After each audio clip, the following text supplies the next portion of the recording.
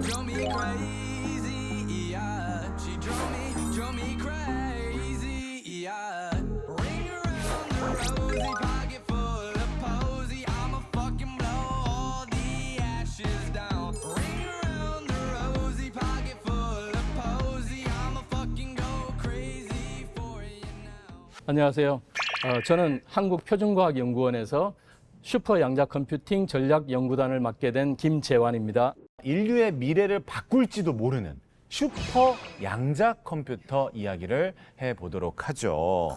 이 양자라는 키워드가 요즘 예. 빠질 수가 없는데 들어도 어려워요. 어렵죠. 이해도 잘 안 되고. 뭐 이미 다 알고 계실 수도 있을 것 같은데. 아 다는 아니지만 예, 예. 요만큼은 알고 있다고. 저는 사실 이렇게 들었을 때는 슈퍼 양자라는 단어 자체가 저한테는 그냥 게임 아이템 같이 들립니다. 완전 예. 짱센 거. 그쵸? 슈퍼 양자. 완전 슈퍼.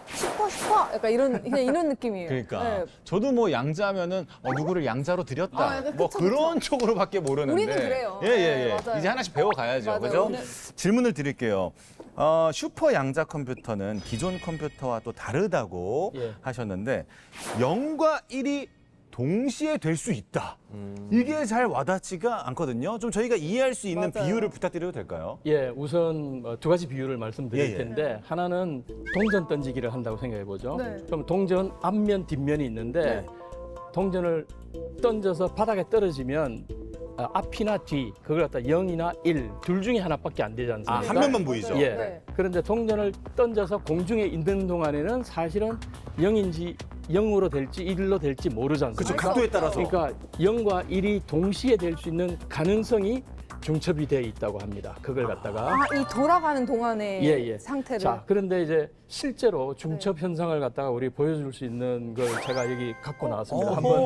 한번 좀 이게 봐주시고, 이게 뭐 필름 같은데? 예, 그러니까요. 빛이 진행한다 그러면 전기장이 이렇게 진동하는 방향을 편광 방향이라고 합니다. 네. 편광. 편광. 그런데 얘는 한쪽으로 진동하는 것만 통과시키고 네. 수직으로 예. 얘는 이렇게 돌리면 수평으로 진동하는 것만 통과시킵니다. 그러니까 하나는 0이고 하나는 1이라고 볼 수가 있겠죠. 예. 네. 그럼 이걸 그러니까 갖다가 이렇게 겹치면 빛이 하나도 통과 못 오, 하게 안 됩니다. 보여요. 예. 갑자기 안 보여. 그런데 수평 수직 또는 0, 1이 아닌 그 중간 정도로 이렇게 놓으면 45도 평광을 통과시키는 거가 됩니다. 네. 이게 말하자면 중첩 현상을 보여주는 건데 얘를 저 끝에다 붙이든지 뒤에다 붙이든지 하면은 변화가 전혀 없습니다. 그러네요. 그런데 얘를 중간에 끼워 넣으면 중간에. 빛이 통과하게 됩니다. 뭐야, 다시 보여. 그러니까 다시 보여요. 그러니까 얘는 0도 되고 1도 되는 그런 중첩 현상을 보여주는 겁니다. 그럼 이게 약간 그런 느낌인 건가? 우리가 사생활보 필름 있잖아요. 예. 휴대전화에. 예. 그런데도 실제- 쓰이고 있습니다. 아. 예. 그다음에 뭐 똑똑하네요, 영지. 그다음에 입체 영화를 볼 때도 왼쪽 눈으로는 수평, 오른쪽 눈으로는 수직 평강만 볼 때 서로 다른 걸 보게 만드는 거거든요. 근데 이제 이렇게 중첩을 하면 양쪽 다 통과하게 됩니다. 이렇게 비유를 해주시니까 이해가 쏙쏙 중첩. 되는데. 근데 저는 잘 모르지만 그 양자 컴퓨터의 기본 단위 어떤 표현하는 게 있지 않나요? 큐비트라는 게 있죠. 예. 큐비트. 예, 큐피드만 들었지. 지금 사실 우리가 우선 디지털 컴퓨터에서는 0과 1 네. 이걸 쓰거든요. 예. 이걸 갖다가 우리가 이진수라고 합니다. 네, 이진수. 두 영어로는 개가 바이너리 디짓 이렇게 해서 바이너리 디짓을 줄여서 비트라고 합니다. 비트. 예, 비트라고 하면 그러니까 0 또는 1 이렇게 됩니다. 세제가 그런데 아니고. 여기에다가 양자 비트 이러니까 양자가 퀀텀이거든요. 네. 그래서 퀀텀 비트를 줄여서 큐비트 이렇게 부르고 있습니다. 그러니까 큐비트라 그러면 드럼도 0도 되고 1도 되고 뭐 동시에 이렇게 되는 것들을 갖다가 우리가 큐비트. 그렇다면 이 슈퍼 양자 컴퓨터, 이 예. 이름, 이거 무슨 뜻입니까? 예, 이거는 이제 전략연구단 이름을 슈퍼 양자 컴퓨터 이러니까 야, 이게 양자 컴퓨터도 그런데 슈퍼는 또 왜 붙이느냐 이러는데 왜냐하면은 지금 현재 만드는 IBM이나 구글이나 뭐 이런 데서 만드는 양자 컴퓨터가 큐비트 수가 기껏해야 몇백 개 또는 1000개 정도에 머물고 있습니다. 예. 그런데 이걸 갖다가 더 늘리려면 뭐 몇만 개, 몇십만 개까지 가려고 하면은 이걸 한 장소에다가 못 집어넣습니다. 그러면 이걸 갖다가 할 수 있는 방법이 뭐냐면 이 양자칩 모듈을 하나 만들고 또 2개 만들고 3개 만들어서 이걸 갖다 연결을 해야 되는데 여러 개의 양자 컴퓨터를 연결한다. 예. 그런 의미에서 슈퍼 양자 컴퓨팅 이렇게 부르기로 했습니다. 어려운 건 아니네요, 그렇죠? 예. 근데 이게 그 설명을 들으니까 설명을 사실 들으- 별거 아니야. 여러 개 맞아. 겹쳐져 있어서 겹쳐져 슈퍼다. 있으니까 슈퍼. 네. 맞습니다. 세진 거니까. 예, 맞습니다. 네, 예. 슈퍼 파워를 갖게 된 거죠, 그렇죠? 예, 그래요. 근데 이제 또 연결이 사실은 좀 쉽지가 않은 게 디지털 컴퓨터도 병렬 컴퓨터가 있거든요. 예. 칩이 여러 개가 있는데 그러니까 디지털 컴퓨터 칩입니다. 예. 이것들은 그냥 전선으로 연결을 하면 됩니다. 아, 그런데 슈퍼 양자 컴퓨팅에서는 모듈들 사이에 또는 양자 컴퓨터 사이에 양자 상태를 전송할 수 있을 정도로 연결을 해줘야 됩니다. 이 부분이 아까 극한 이야기하셨는데 극도로 어렵습니다. 그게 연결하는 게 어려운 건가요? 아니면 연결해서 양자 상태가 오롯이 갈 수 있게 아까 제대로 갈수 보셨다시피 있게. 0, 1로만 가는 게 아니라 슈퍼포즈 된 상태로 연결이 되는데 그런 것들을 하기 위해서는 뭐 양자 얽힘이라는 것도 이용을 해야 됩니다. 근데 저는 궁금한 게 전 잘 모르니까 이미 제가 봤을 땐 우리나라가 기술적으로 너무나 큰 발전을 맞아. 누리고 있고 예. 더 이상 발전이 필요할까 싶을 정도인데 맞아요. 이 양자 컴퓨팅에 우리나라가 도전해야 되는 이유가 있을까요? 맞아요. 예, 사실은 우리나라가 좀 늦었습니다. 그래요. 진짜요? 예, 왜냐하면 사실은 우리나라 그 과학 기술 수준은 굉장히 올라와 있거든요. 그다음에 뭐 한 30년 전에 비해서 우리나라의 과학자 수도 거의 한 몇 배가 될 겁니다. 그다음에 삼성전자라든가 LG전자라든가 엄청난 기술자들이 있거든요. 그런데 비해서 우리보다 더 작은 나라, 우리나라보다 경제 수준이 낮은 나라 이런 나라들이 벌써 양자 컴퓨터를 시작한 게 벌써 20년 전 뭐 이렇거든요. 근데 우리나라는 제가 보기에는 어떻게 보면 삼성전자나 현대전자, LG전자 이런 데서 너무 디지털 기술에 안주하고 있었기 때문에 이쪽에 뛰어드는 거가 조금 늦어진 것 같습니다. 그런데 실현하는 기술이 어려운데 그런 기술을 포텐셜을 가진 사람들이 우리 전자회사라든가 아니면 우리 대학이라든가 연구소에 굉장히 많이 있습니다. 그렇군요. 문제는 구슬이 서말이라도 깨어야 보배다. 보배라고 그것들을 엮어서 이런 전략 연구단을 만든다든지 이런 식으로 해서 이제 여기에 도전을 해야죠. 외람될 수 있지만 예. 우리나라 기술이 저는 워낙 부심이 있다 보니까 예. 저는 1대1이라고 생각하고 있었는데 우리나라보다 작은 나라가 20년 전부터 양자 컴퓨팅을 준비하고 있었다. 어느 나라가 그래요? 지금 유럽이나 아니면 뭐 진짜 사실은 어떻게 보면 유럽은 여러 나라가 있는데 그 나라들은 전체가 하나의 공동의 그 과학 기술군이라고 생각하거든요. 함께 하는구나. 예, 그러니까 우리나라는 좀 그런 면에서 불리한 면이 있습니다. 그렇구나. 예. 우리 독자적으로 해야 되는데. 예. 그 중국은 지금 굉장히 잘하고 있는데 예. 워낙 크고 그렇죠. 돈도 많고 또 뭐 양자굴기도 있습니다. 그래서 그쪽으로 투자를 엄청나게 하고 있고 야. 예, 그래서 미국하고 중국의 양자 대결이 벌어지고 있습니다. 그리고 또 우린 늦게 들어가지만 우린 또 빨리 따라잡는 근성이 있잖아요. 예, 맞아요. 포텐셜이 능력이 있다니까요. 대단하죠. 예. 예. 그리고 또 큐비트 늘리는 게 되게 어렵다고 하셨잖아요. 예. 그러면 이걸 연구에서는 좀 어떻게 풀어나가고 있나요? 그러니까 지금 연세대학교에 들어와 있는 IBM 양자 컴퓨터가 127큐비트짜리입니다.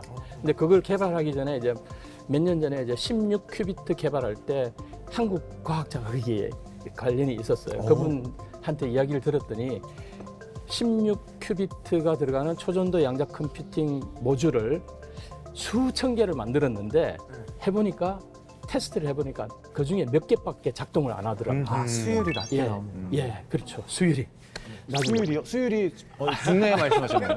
저희가 수율이에서 하는 거예요? 저 거기가 예. 검사했나? 예, 수율이라고 예, 해서. 수율. 예, 농사 짓고 나면 추수한다 할 때 숫자, 거둘 숫자. 예, 실제로 돼가지고 제대로 된 걸 거둬들이는데 수천 개 중에 몇 개밖에 작동을 제대로 안 하는 겁니다. 예. 그 정도로 그걸 실현하는 기술은 굉장히 어려운 거죠. 그렇군요. 야, 지금 성범 씨 질문이 굉장히 예리한데. 날카로워요. 예. 저희가 아주 이해를 돕는데 아주 큰 역할을 해주시는데 또 그런가요? 궁금한 거 다행이네요. 없어요? 그리고 또 아까 양자 얽힘에 대해서 잠깐 설명하셨는데 양자 제가 보기엔 이게 굉장히 중요한 개념 같거든요. 예, 예. 요거를 조금만 더 설명을 해주시면 맞아. 좋을 것 같아요. 맞습니다. 제가 이제 옛날에 신문에 쓰기는 양자 이신전심이라고 썼습니다. 양자 이심전심. 예.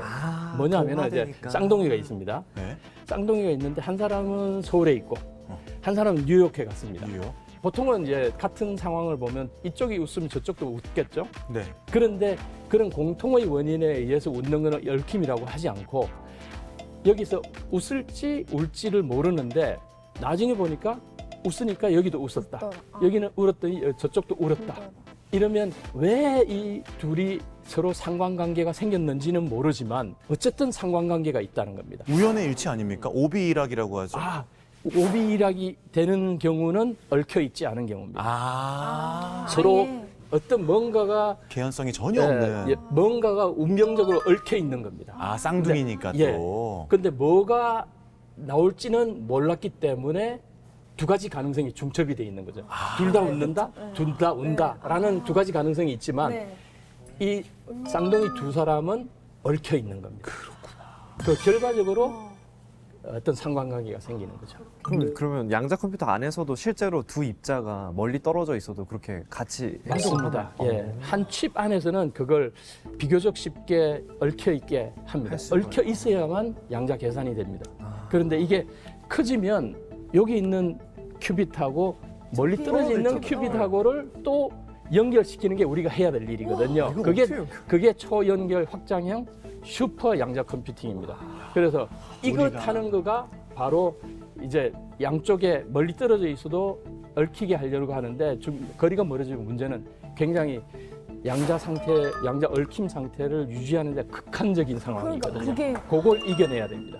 그걸 해내야지 우리가 이 두 양자 컴퓨터가 서로 인탱글 돼서 더 큰 계산을 할 수 있게 되는 겁니다. 야, 굉장히 흥미롭네요. 그러니까요. 시청자분들이 특히 궁금해하실 건 바로 이런 부분이 아닐까 싶어요. 이렇게 바로 실생활과 연결되는 맞아요. 우리나라에서도 여러 차례 개인정보 유출 사건이 있었잖아요. 있었죠. 네. 혹시 양자 기술이 이런 문제를 막는데 도움이 될 수 있을까요? 예, 지금 우리가 양자 중첩과 얽힘을 이용하는 이런 부분을 2차 양자 혁명이라고 하는데 예. 여기에 첫 번째 돌파구를 뚫은 거가 사실은 양자 암호 쪽입니다. 양자 암호. 지금 현재 우리가 쓰고 있는 암호는 RSA라고 소인수 분해가 굉장히 어렵기 때문에 성립되는 암호입니다. 예. 소인수 분해를 이용해서 암호를 보내면 이거 소인수 분해를 해야만 풀 수 있거든요. 그런데 이 부분을 소인수 분해 문제를 양자 컴퓨터는 순식간에 뚝딱 풀어버립니다. 그래서 지금 알려진 이 인터넷에 쓰는 이 RSA라는 암호가 굉장히 위험해지고 있습니다. 그래서 새로운 암호가 나와야 된다. 이러는데 그런가 하면 양자 기술을 써서 양자 암호가 만들어졌습니다. 그래서 이거는 어떤 수학적으로 어려운 문제를 푸는 게 아니라 아예 도청이 불가능한 차단. 예. 그렇게 됩니다. 그래서 이 중첩의 원리를 알면 양자 암호 원리도 알 수 있게 됩니다. 와, 그리고 이게 의료나 금융 데이터는 이게 한 번 세면 너무 무서운데 그렇죠. 내 정보가 이제 뭐 양자 보안으로 지켜진다고 하면 너무 안심될 것 같아요. 든든할 것 같아요. 든든할 것 그죠? 같아요. 예, 양자 암호 통신의 상업화에 대해서는 우리나라가 사실은 전 세계에서 상당히 앞서 나가고 있습니다. 그러니까 SKT하고 KT 주도해서 예. 많이 하고 있어가지고요. 맞습니다. 그렇군요. 예, 거기에 또 쓰이는 뭐 디코이 방법이라고 디코이 그러니까 약간 속이는 건데 도청하려는 노력을 속이는 건데 그 방법은 또 우리나라의 황원영 교수님이라고 하는 분이 발명을 했습니다. 근데 안타깝게도 그분이 특허를 내지 않고 그냥 논문으로만 내셔가지고 전 세계의 양자 암호 회사들이 그걸 쓰고 있습니다. 뺏겼어요. 아니 뺏긴 건 아니고 그냥 다들 쓰시라고. 멋있어. 예, 근데 단지 황원영 아까도- 교수님께서는 그 예. 특허 안 내신 거를 지금 후회하고 계신가요? 어떠세요? 그분은 네. 이 양자역학 이 기본을 갖다가 연구하는데 아주 공헌을 하셨고 자기 생의 보람으로 느끼고 있기 때문에 세계 평화를 위하시는 분이신 것 예. 같아요. 아유. 대단하시네. 정말 음. 큰 일을 위해 노력하시는 그러니까 저 질병도 해결이 될 수 있을까요? 루게릭병. 맞습니다. 그러니까 지금 약을- 여기에는 알려지지 않은 솔루션을 찾아낼 수 있는 그 기능이 양자 컴퓨터에 있기 때문에 AI하고 양자 컴퓨터가 결합될 때 새로운 가능성들이 나타날 수 있습니다. 진짜로 뭐 질병 정복 이런 게 좀 많이 된다면 좋을 것 같아요. 맞아. 가장 간절히 바라는 게 그쪽이 되는 것 같아요. 왜냐하면 사람들은. 저희 부모님도 이제 계속 연로해지시면서 여기저기 이제 편찮으신 곳들이 맞아요. 생기니까 네. 정말 질병으로부터 좀 자유로워졌으면 좋겠다. 예. 미국에 있는 클리블랜드 클리닉이라는 데서는 IBM 양자 컴퓨터를 가지고 벌써 지난 한 4, 5년째 네. 연구를 하고 있고 한국에서도 연세대학교 송도 국제 캠퍼스가 그게 아마 우리나라 의료 생명공학 이런 지정돼 있기 때문에 예. 양자 컴퓨터를 거기에 이용하려는 그런 시도를 하고 있습니다. 하루빨리 그죠? 맞아요. 예, 발전이 됐으면 좋겠는데.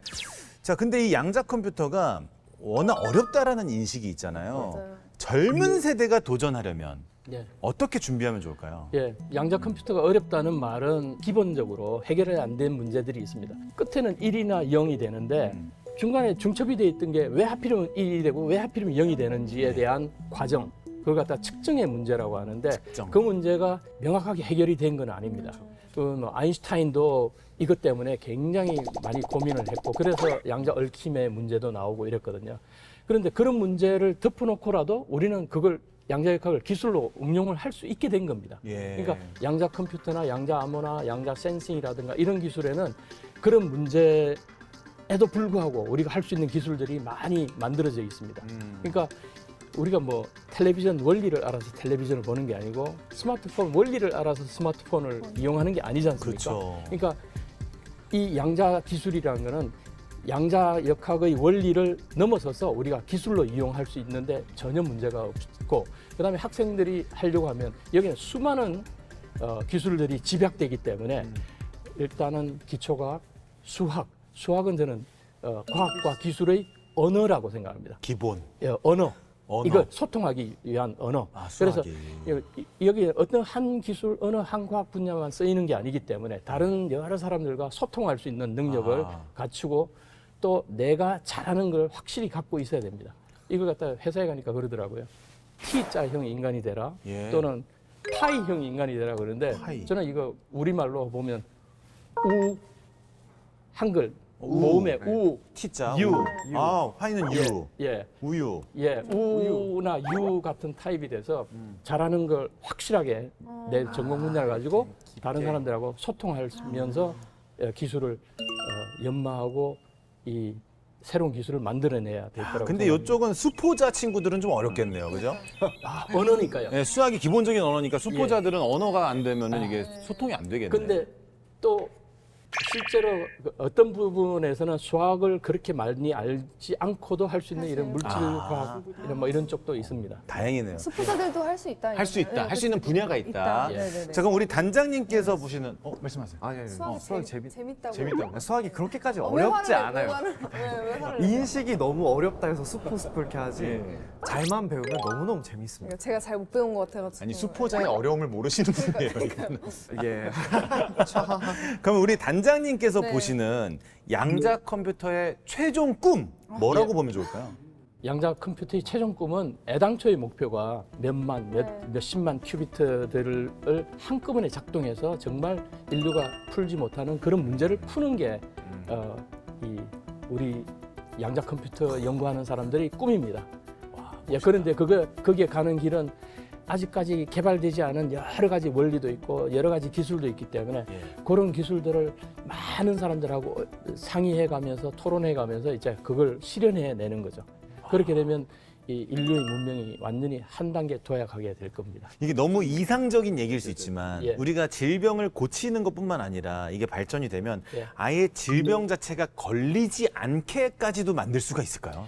그렇죠. 그게 사람들마다 태어날 때 유전자형이 다르듯이 네. 사람들마다 어떤 병에 대한 취약점이 다를 수도 있고 맞아요. 이러면 이런 데 대한 데이터가 쌓이게 되면 그 데이터가 엄청나게 많거든요. 그러면 사람이 가진 유전자의 수가 엄청나게 많기 때문에 그것들이 조합을 한다 그러면 수많은 종류의 인간이 나올 수 있고 그럼 그 사람들마다 어떤 취약점을 갖다가 미리 파악한다면 그런 가능하지 않을까. 그런 어마어마한 데이터를 다루려면 양자 컴퓨터가 굉장히 무조건 큰 도움이 되겠죠. 네. 네. 무조건 필요해요. 그러니까 그런 날이 하루빨리 오기를 우리 그러니까요. 박수로 한번 응원해 보도록 하죠. 아, 감사합니다. 최고 최고.